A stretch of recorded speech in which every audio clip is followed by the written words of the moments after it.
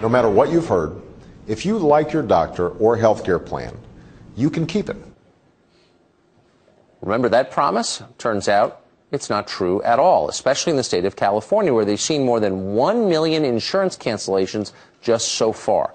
And those who do get on the exchange may not be able to keep their doctor simply because the doctors may not be there for them. A new report finds that 7 in 10 physicians in California are boycotting the state-run system. Here to weigh in on this is Fox News contributor Dr. Ben Carson. Dr. Carson, thanks a lot for joining us. Does it surprise you that physicians in great numbers, at least in California, are refusing to participate in the ACA? No, it doesn't surprise me at all. Recognize that physicians are trained to make decisions based on evidence. And so they're analyzing what's going on and saying, this is obviously not going to work for us. It's not going to work for anybody. And remember, our country, our Constitution, there were 5 physicians involved in putting that together.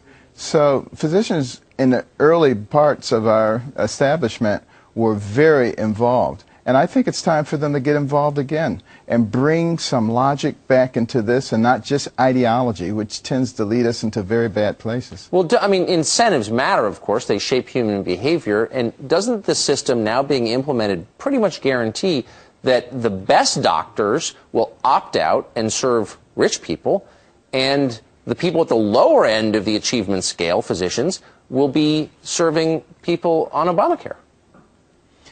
Well, there are probably a lot of different factors that are involved in who will go where, but, the bottom line is if you're being reimbursed at a rate that doesn't even sustain you, that doesn't even pay your overhead, that doesn't make very much sense to be engaged. So a lot of doctors who really are quite compassionate individuals are finding themselves needing to make very difficult choices, things that they never intended to do when they entered the field of medicine.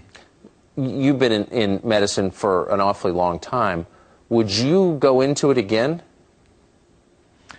Well, I probably would not at this moment do it. But you also have to recognize that, we're all gifted with certain talents, and you need to follow those talents.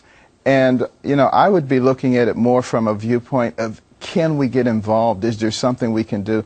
Do we simply have to submit and be little sheep or little lemming? And I would say no.